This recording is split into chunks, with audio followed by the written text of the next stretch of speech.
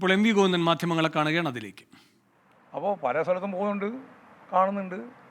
അതിൻ്റെ ഭാഗമായിട്ട് ഇത്തരത്തിലുള്ള ഏർപ്പാട് ഉപജാപക വൃന്ദത്തെ കൂടി ഉപയോഗിച്ച് നടത്തുന്നുണ്ട് എന്നുള്ളതാണ് അതിൻ്റെ അകത്തുള്ളൊരു പ്രശ്നം.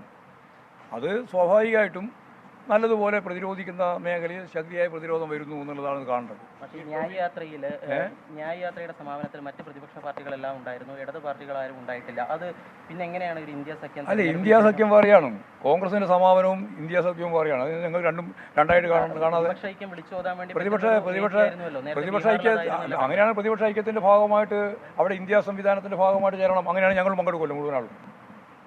അതിനൊക്കെ ആർക്കാ തർക്കമുള്ളത്? ഇപ്പോൾ പാറ്റിനെ ചേർന്നതുപോലെ എല്ലാവരും പങ്കെടുക്കുന്നു. അവിടെ കണ്ടില്ല നിങ്ങൾ ചുവന്ന പതാക ആയിരക്കണക്കിന്. ഇവിടെയും കോൺഗ്രസിൻ്റെ പരിപാടിയുടെ ഭാഗമായിട്ട് ഞങ്ങൾ ചെയ്യേണ്ട കാര്യം എന്താ ഉള്ളത്?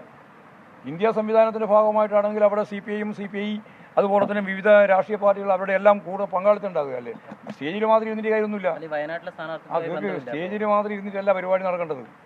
ജനങ്ങളുടെ ഒരു ഐക്യപ്രസ്ഥാനം രൂപപ്പെടുത്തുക വേണ്ടേ. അതാണ് പാറ്റ്നയിലുണ്ടായത്. അതാണ് മധ്യപ്രദേശിൽ മുമ്പ് നടത്താൻ തീരുമാനിച്ചപ്പോൾ കമൽനാഥ് വേണ്ടെന്ന് പറഞ്ഞത്.